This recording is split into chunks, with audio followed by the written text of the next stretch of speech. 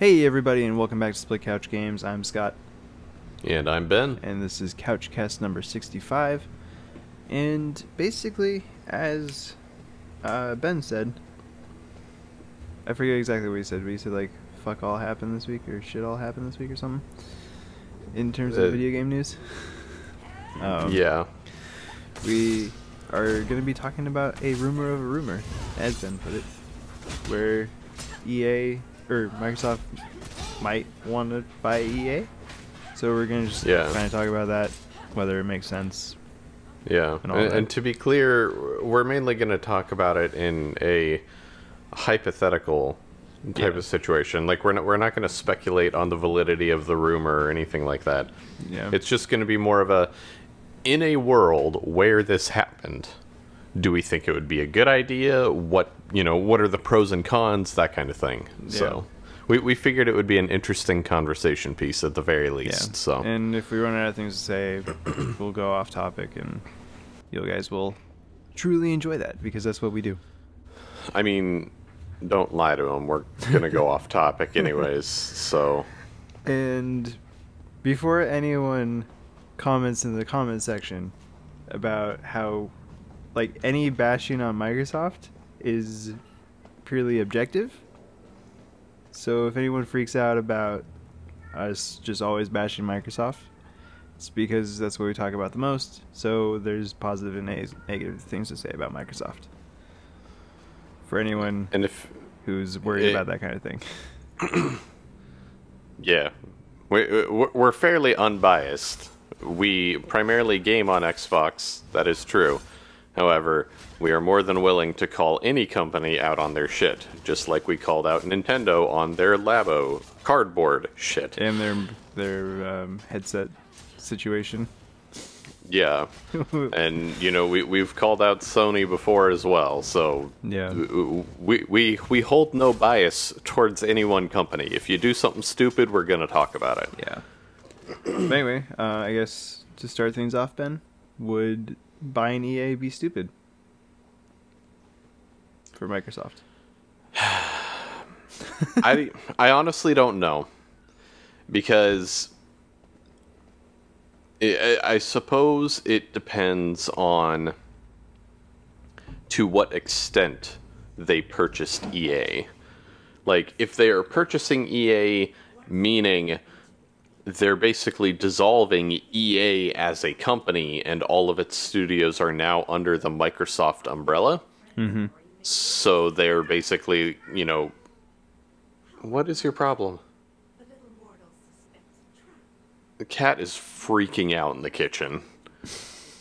Like, just like full on, like wide eyes, twitching around anyways. It's a ghost, Ben. And clearly, I mean... Ghost. Anyways, see, we're already off topic. Back on topic.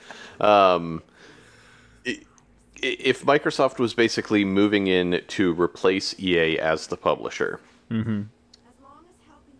I feel like it might be a good thing, just simply because, I mean, everyone knows EA is a terrible publisher. They're a bad company to work for, all that kind of stuff. Mm-hmm. Regardless of what you might think of their games, mm-hmm.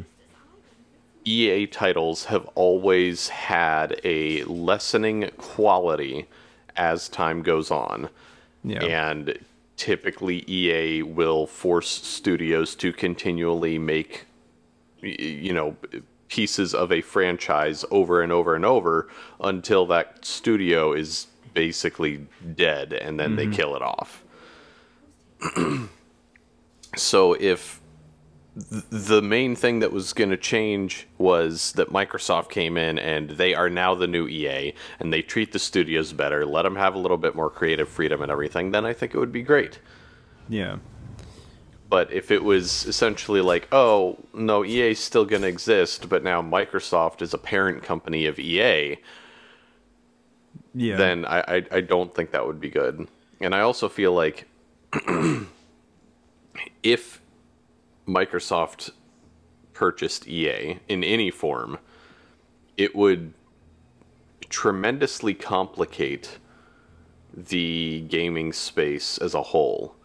And I'm sure, at least to some extent, there would be concerns about whether or not that purchase is legal. In terms of like monopoly or antitrust laws. Yeah, and I mean, it obviously it wouldn't be, but that's almost like, you know, Disney buying Fox levels of, you know, joining and everything. And yeah, absolutely. And especially taking into consideration that EA's titles, when it comes to third-party titles, are maybe not always the most successful third-party titles. They're definitely pretty much always in the top 5, if I had to guess. Because, I mean, even Battlefront 2, I think, still made the top 10 bestsellers list for 2017. I think. I might be wrong. Last numbers I heard, it was like between 7 and 9 million. So, wherever that sits on that list. Yeah. But regardless of that, yeah, I would definitely like to see the, you know, specific EA published titles improve in quality, and you know, if I'm going to be perfectly honest, be, you know, exclusive in some way, shape, or form to the Xbox. And I only say the exclusivity part just because I feel like if this were to happen, that would be the main driving factor, is that Microsoft was looking to acquire studios for exclusives and that kind of thing. Yeah. Because, I mean, we all know that that's kind of an area that they're lacking in right now. You know, especially when compared to, you know, Nintendo and Sony. Like, the number of exclusives that are available on a Microsoft platform are extraordinarily lacking. Yeah. I mean, I honestly don't know what third-party games have come out on the Nintendo Switch within, you know, like last year or so. I know that there are plenty. Yeah, and I guess Wolfenstein 2. Yeah. Or maybe that's... Is that out yet? I don't know. I know it was being released later. A few. Yeah, and Doom. But I mean, there are definitely third-party titles available on the Switch, but the titles that everybody knows about, the titles that people care about, are Nintendo exclusives. You know, because you have your Zelda, your Mario, you have ARMS, Bomberman, all that kind of stuff. People buy those games, they have a blast, and they're exclusive. Microsoft doesn't really have anything like that. Yeah. So I feel like that would be the main reason that they would go in and purchase, you know, any studio, really, but specifically anything under the EA umbrella or EA itself. Yeah. The only... Yeah, I mean, I'm gonna jump in here. You've talked for like 7 minutes now. Yeah. I as far as like the antitrust thing goes, I think like that. I think it is obviously it's a large enough acquisition where it's going to go through the standard like checks and balances to make sure that it's above board and all that. But I think it's going to be fine. Like if the Disney purchasing Fox movies goes through, then there's no reason why this won't. Like there's plenty of other publishers and all that in the video game space. So I don't think that that's too much of a concern. But it could also just be like, hey, we're going to take a section of your studios or something like that, like you said, as opposed to like the entire company. If that needs to happen to get around it.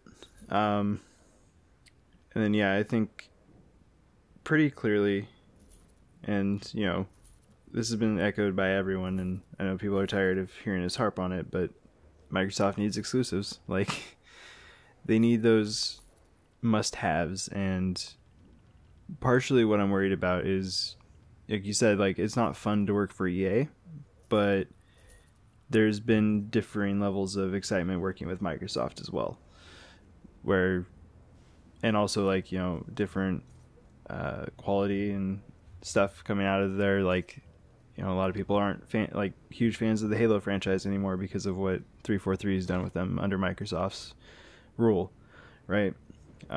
They shut down Fable, Scalebound, all that. Like, there seems to be some bad decisions happening, or obviously, like, maybe it's the right decision. We just don't know all the facts. But it's not like Microsoft is a perfect company that's going to save all these franchises or anything like that. Oh, totally. But yeah, no, and the other question is, like, since EA is a third-party developer, what does it look like bringing those games, like, let's say Dead Space comes back, Mass Effect comes back, do those become first-party and, like, are exclusive to Microsoft? Or do they ship them out to PlayStation and give that, like, is that going to stay the same or is that going to change? That would be an interesting thing. Yeah, because that's going to piss off people either way. Yeah, and I mean, that was going to be something that I talked about briefly, is that especially anything BioWare related, they almost would have to look at keeping it third party. Just simply because games like Mass Effect are very big and expensive to make. Yeah. So they really need to sell as many copies as they possibly can. And when you limit yourself to one specific platform, you're only going to hurt yourself. Yeah. So anything that has like the main driving factor being single player, whether it's Dead Space, Mass Effect, whatever, that would almost have to stay. But isn't that the problem with Microsoft, though? Is that, like, we kind of talked about it in the past, where Microsoft seems to be much more like their exclusives are driven for the multiplayer crowd, much less the story-driven crowd, which is sort of like, it's easier to get into story-driven games, which is kind of barrier to entry for people trying to find first-party titles they enjoy on the Xbox. So, I mean, could it be that, like, yes, you're going to take a loss on a Mass Effect game, potentially, if not enough people buy it, but it's going to drive enough sales. Like, enough people are like, you know what, I really love Mass Effect. It looks like they fixed the issues that we had with Andromeda, and that looks like a great game that I want to try. Is it worth it at that point then? I mean, that's definitely a concern, and it's a valid point. The only thing that I feel like a lot of people have a tendency to ignore is that when it comes to single player exclusives on the PlayStation platform, they have a good number, but first of all, part of that is because they have a lot of Japanese developers helping them out. Yeah. And Microsoft doesn't have that. But the other part is, like, any developers that are, not housed in Japan or something, typically only pump out a game about once every 5 years. Because, I mean, when you think about it, Naughty Dog doesn't really, I mean, I guess they alternate their releases. Yeah, they do. Okay. Yeah. So, sorry, I'm trying to, like, mentally keep track of who makes what. Yeah. Which is difficult because I don't play any of the games. Yeah. Okay. So it's Uncharted, and is Naughty Dog Last of Us?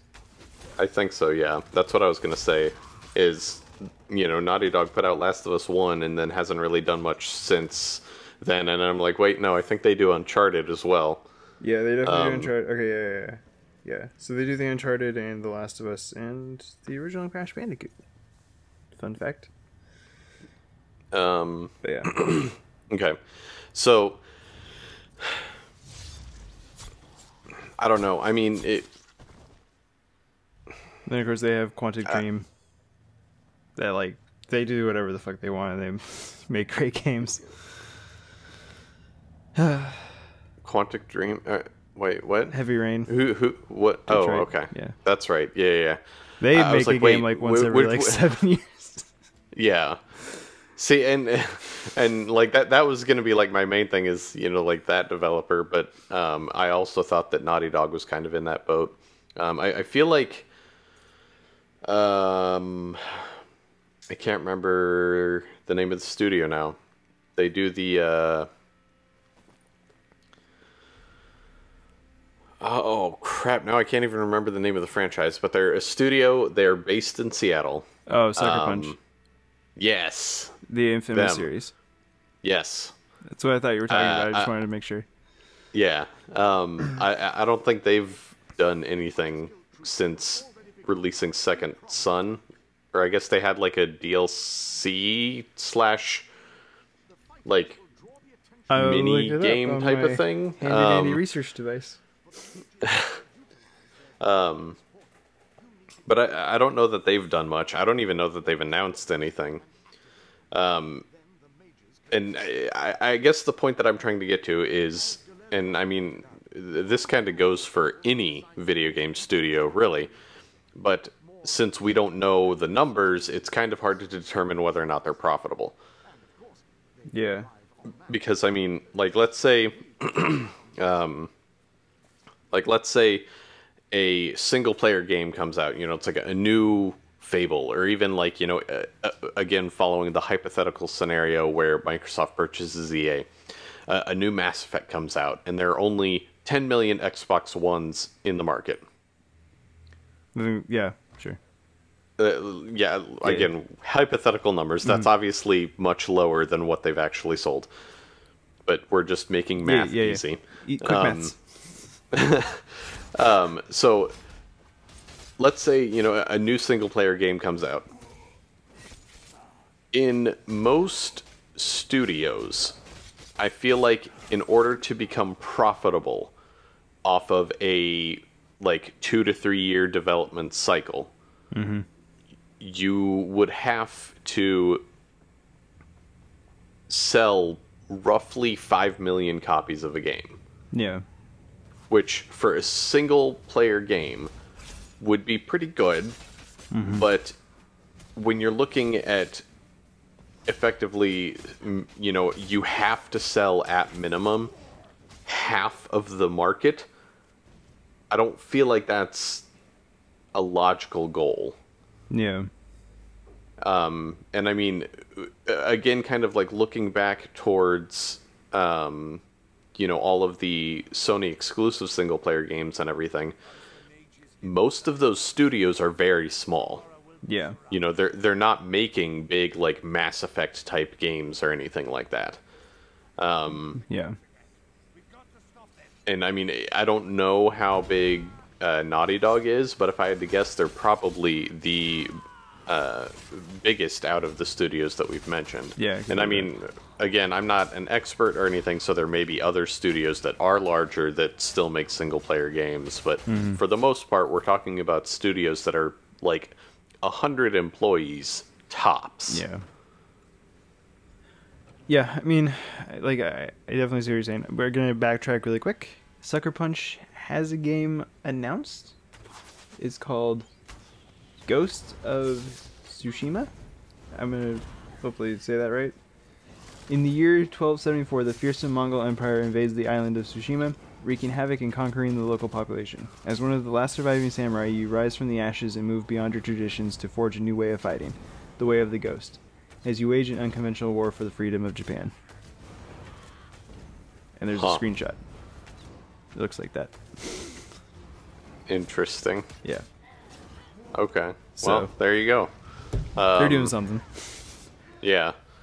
But yeah, and no, I see what you're saying. I think like, if Microsoft wants to keep in the console race and like continue to support the Xbox, it might be worth it to take a loss for the first couple of years by just producing single player content that might make a loss, but as long as if it drives sales for the console is a positive. Obviously that's going to be something that like their logistics people and accounting department has to decide is worth it, but could Yeah. be something that they're going for, because I think they need to do something. Like there needs to be, like, whether or not, like, I think like there's obviously a few people where there are must buy titles for the Xbox. Like, I have Gears of War, um, but that's it. Like everything else I play is mostly on PC, and like maybe I'll play some other games on the Xbox and stuff. But Yeah, but I mean, you don't play a wide variety of games, yeah, that's so true. I But feel like, like you're not exactly the prime example. no, I know. But like, even if I did, like, because I have a PC, like I'm gonna play it on there most likely. Like, I don't know. It just kind of depends on the game. But like, there's nothing on the Xbox that I'm like, yeah, I have to play that. Like, and I don't think that there is for a lot of people. But you talk about Sony, and there's a lot of games on there. There's even a Sony exclusive game that I want to play, which is the MLB series.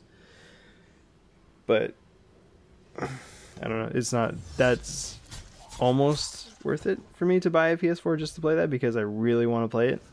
But it's also not something I really want to play that badly. But I don't know. The way that like people talk about PlayStation games has always been a lot more passionate in the past couple of years than Microsoft games. Yeah, yeah, and I definitely think that that's primarily because, like you said earlier, the majority of what exclusives we have are multiplayer driven. Yeah. And at that point, it's just kind of another drop in the bucket, if you will. Because I mean, anytime I ever hear someone talk, super passionately about an exclusive that they played on PlayStation, it's because it was a single player experience that did something really cool. I mean, hell, I had a fantastic experience playing Hellblade, and that type of thing is not something that we can get on the Xbox. And I don't know. I mean, like I was saying earlier, I don't have numbers or anything. And like you said, maybe it's just a matter of taking a little bit of a loss for, the first couple releases or something after, they hypothetically purchased everything. Yeah. Just to build console sales numbers.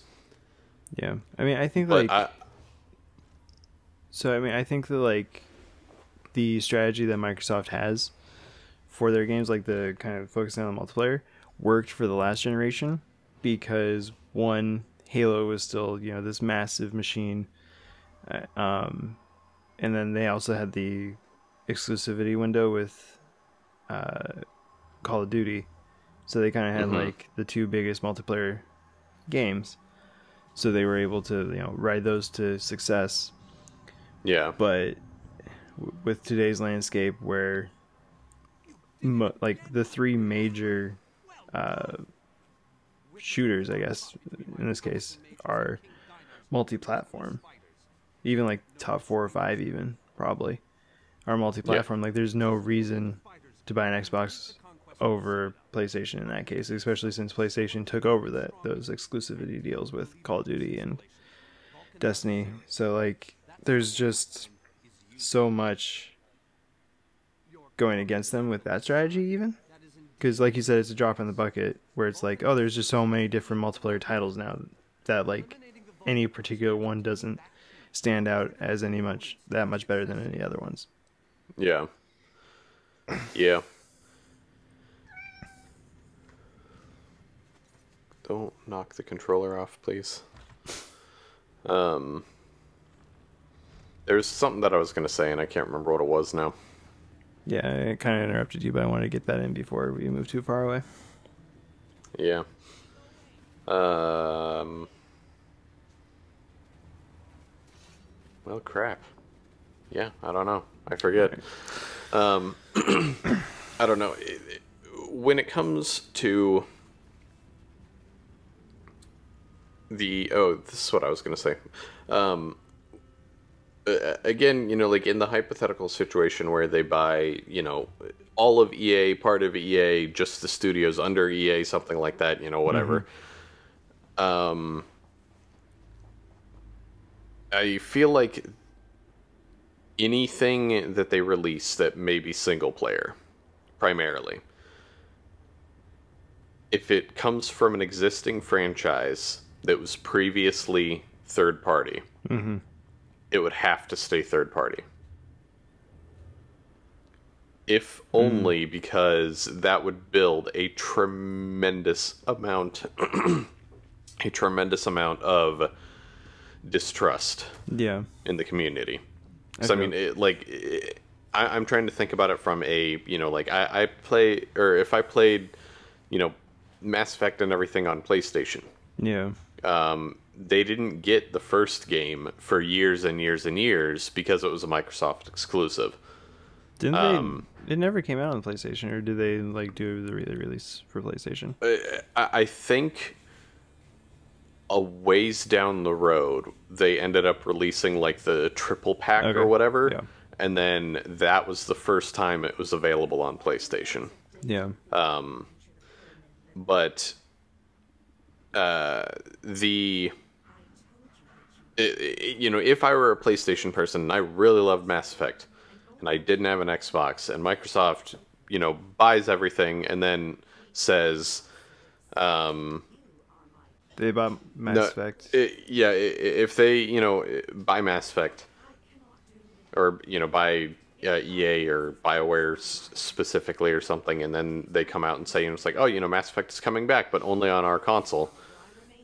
As a Sony person, that would immediately make me go first of all, fuck you. Second of all, never buying an Xbox. Third, never playing another one of those games again. Yeah.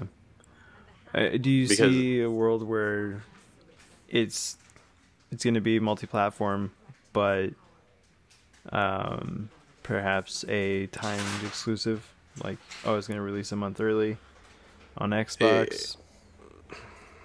Do you see that? Does that even matter? I see it as a thing that could happen. Especially since that's something that Microsoft has done before. But that type both of have thing, done it before. Well, yeah, but I mean, I feel like Microsoft is more known for it because they that's do all stuff they had last E3. Yeah. Console launch exclusive. Launch exclusive. Yeah. But yeah, I don't know. Timed exclusives are kind of dumb, in my opinion, for a lot of different reasons. Yeah. First of all, when it's only a month or something like that, it literally makes no difference. That's not going to make anybody go out and buy your console instead. Yeah. But when it's something that's, as long as, say, a year, like it was with the most recent Tomb Raider game, that's still not going to make any difference because you're going to have two camps of people. You're going to have the camp of people that says, I'm never playing that game, fuck you. And then you're going to have the other camp of people of, okay, so it's just not coming out until next year. Yeah. I don't care. I have a pile of other games to play. Yeah. And I don't know. Timed exclusives are just kind of a bad idea in general, if you ask me. I don't feel like it has to have any benefit that's worth the potential disastrous PR that comes with it. I mean, I don't know. They keep doing it, so I assume they have some numbers backing it up as a positive thing. Yeah, I don't know. I don't know. But I mean, honestly, they could just be doing it because that's all they can get. It's also true. I mean, for all we know, it's maybe they went to Square Enix and were like, hey, why not make the new Tomb Raider an Xbox only exclusive? And then they were like, no, because you don't have enough. You're telling us that we have to say no to the 12 million PS4s out there? Yeah. No, we're not gonna do that. And then they go counter offer, exclusive for a year. Yeah. No, yeah, I see what you're saying. I mean, I think it definitely gets dicey with like really going like taking a third party title and turning it into an exclusive. Like the first like the thing like I think the thing about Mass Effect is that the first game was a Microsoft exclusive, which was a big deal, and no one was like, "Oh my god, like this should have been on the PS3." Like everyone just kind of accepted it. Like I'm sure there were people who were upset, but like Yeah, because I mean, it was the start of a franchise. yeah, it wasn't the end of the world. Like it was the beginning. It was like this is what it's going to be, and then it was like, oh, everyone's pleasantly surprised when you can play Mass Effect 2. But yeah, I don't know. It. I do. I just kind of want like. I want some good games that like get me excited that I can just like play. Like I want to play The Last of Us, but I don't want to get a PS4 to play it. Like if like entirely crazy world, if Last of Us came out on the Xbox, I'd play it day one. Absolutely would. Sure. But I mean, we're also kind of at the point in the console cycle where, you know, you can go out and buy a PS4 for like $100. I could. There's a lot of effort. Okay. And a decent amount of money that like I'm not particularly like I'm not like ooh $100 let's just go spend it. But yeah, maybe if Detroit ends up being really really good, I might do that. But yeah, I don't know. I mean, I think it's like, you know, super interesting to think about what could happen, what franchises would be coming back. Like, I think definitely Mass Effect and not Dead Island, Dead Space would probably make a comeback sometime pretty soon. As kind of like flagship like Microsoft products. Like they'd be like, we have Dead Space and Mass Effect. Suck it, Trebek. But yeah, like I definitely see that. And like especially with Dead Space, it's a much more linear thing, right? So it could be a smaller development team. Yeah, but I mean the problem that those games always had is the reason that people liked it so much was because it was like a horror-esque game.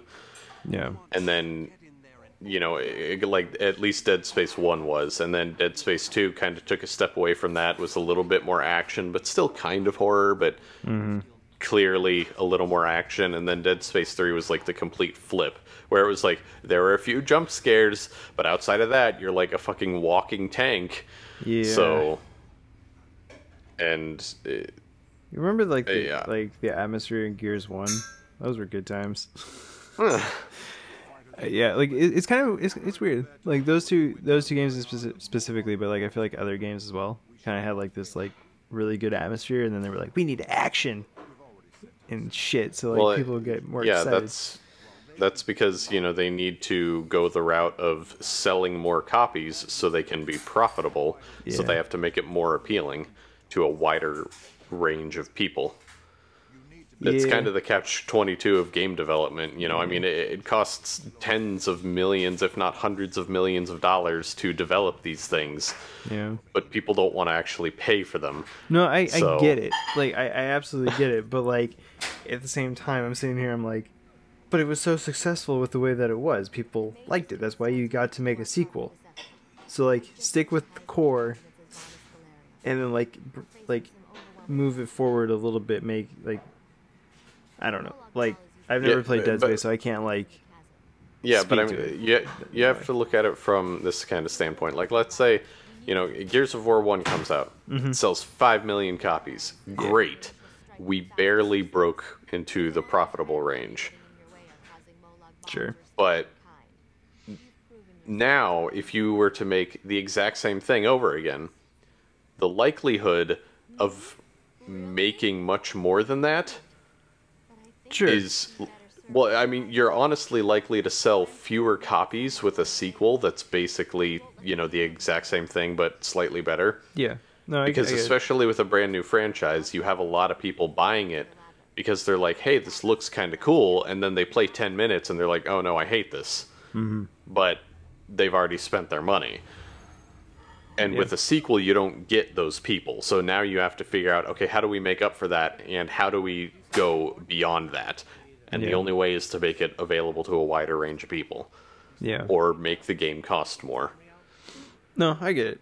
I'm not necessarily faulting anyone. I feel like there's a balancing act that can be done there, where like in Gears 2, instead of like at the end of the first chapter you get swallowed by a giant worm, you maybe like save that for like the end, and you kind of just like have like still kind of have like those creepy elements that like expand, like, and then like slowly gets bigger and bigger instead of like just being massive from the get-go. I don't know. Or like if you have to start off like with a big bang, like you have like a giant thing happen at the beginning, and then kind of like go back to like a core like kind of like creepy experience as you kind of like go through a mystery of like figuring out what's going on. I don't know. I'm just saying, like, I feel like there's a balancing act there. Would like to kind of see Dead Space go back to its roots a little bit, if possible. That might not be possible, like you said. But we're getting pretty long here, so we should probably cut this off. And yeah, probably. Anyway, let us know what your guys' thoughts on if Microsoft did in fact buy EA, whether you think it's a good idea, whether you think it's a bad idea, all of that down in the comments below. And Yep. we'll see you guys next time on Split Couch Games. Bye. Bye.